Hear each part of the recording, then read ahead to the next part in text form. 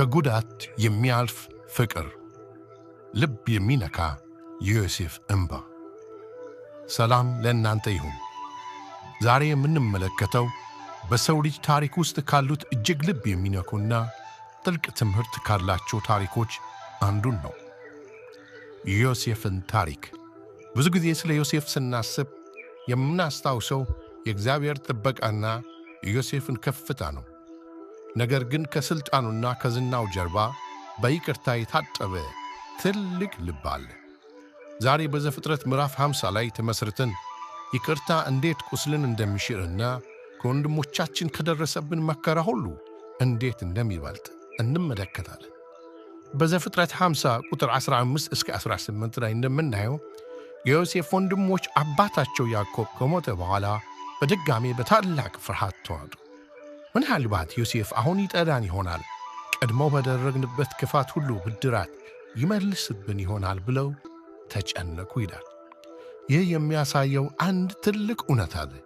የዮሴፍ ይቅርታ ቀድሞ ቢያገኙም የራሳቸውን የጥፋተኝነት ስሜትና የቁስላቸው ጥልቀት ሰላም ነስቷቸው ነበር። ለእነርሱ እንዲህ ያለ ታላቅ በደል መርሳት የሚችል ሰው ያለ አይመስላቸውም ነበር። ስለዚህ ወደ ዮሴፍ እንዲህ የሚል መልእክት ላኩ። እባክህ የወንድሞችን በደልና ኃጢአታቸውን ይቅር በል፣ እነርሱ በአንተ ላይ ክፉ አድርገዋልና፣ አሁንም እባክህ የአባትን አምላክ ባሪያዎች የበደሩህን ይቅር በል ብለው መልእክት ላኩ። ዮሴፍ ይህንን መልእክት ሲሰማ ምን አደረገ? አልተቆጣም። ይልቁንም ዮሴፍ አለቀሰ። ወንድሞቹም መጥተው በፊቱ ሰገዱ። እነሆ እኛ ለአንተ ባሪያዎች ነን አሉት።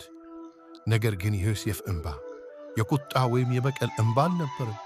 በዘፍጥረት 45 ላይ ዮሴፍ ራሱን ለወንድሞቹ ሲገልጥ ቃሉን ከፍ አድርጎ አለቀሰ ይላል። ያን ያህል ድምፁ ከፍ ያለ ነበርና የፈርዖን ቤት ሰዎች እንኳን ሰምተው ነበር ይለናል።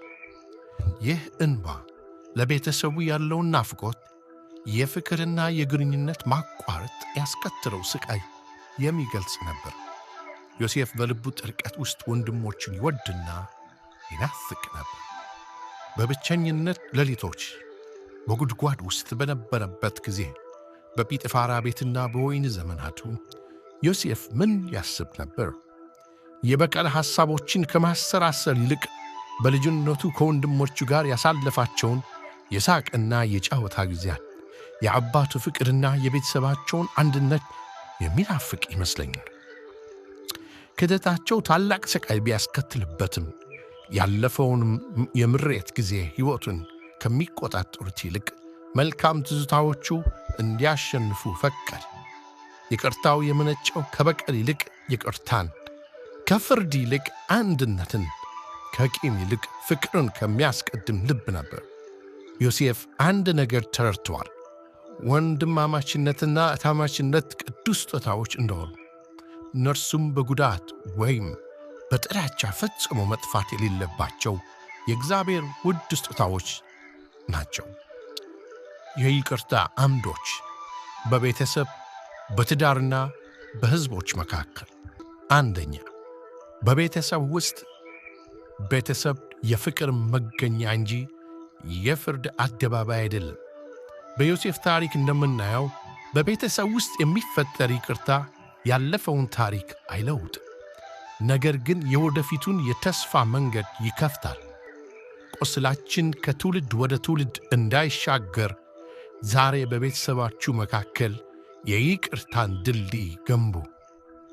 ሁለተኛ፣ በትዳር ውስጥ ትዳር በሁለት ፍጹም ሰዎች መካከል የሚመሰረት ሳይሆን በሁለት ይቅር ባይ ሰዎች መካከል የሚጸና ቅዱስ ቃል ኪዳን ነው።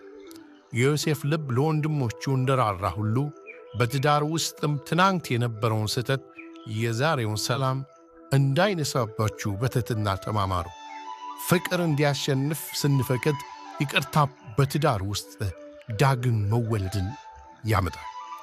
ሦስተኛ፣ በሕዝቦችና በአገራት መካከል የዮሴፍ ይቅርታ የአንድን ቤተሰብ ዕጣ ፈንታ ብቻ ሳይሆን የሕዝቦችንም ሕልውና ታድገዋል።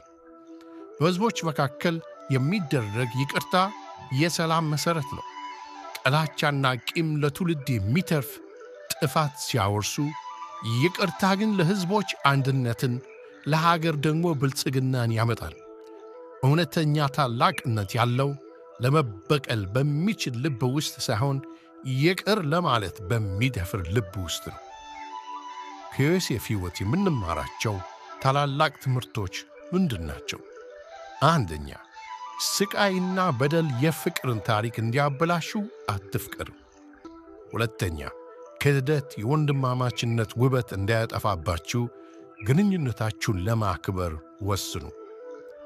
ሦስተኛ፣ ምንም ቢፈጠር መልካም ጊዜዎችንና አንድ ጊዜ ያስተሳሰራችሁን ፍቅር አስታውሱ። አራተኛ፣ እንደ ዮሴፍ ዓይኖቻችሁን ያለፉት ጊዜያት ጠባሳዎች ላይ ሳይሆን በእግዚአብሔር መልካምነት ላይ አድርጉ። ይቅርታ ጉዳቱን አትክድም፣ ግን በፍቅር ትሽረዋለች። የዮሴፍ ይቅርታ ለቤተሰብ ብቻ ሳይሆን ለሰው ዘር በሙሉ ወሳኝ ሞዴል ነው። እናንተስ ዛሬ ይቅር የምትሉት ማን አለ?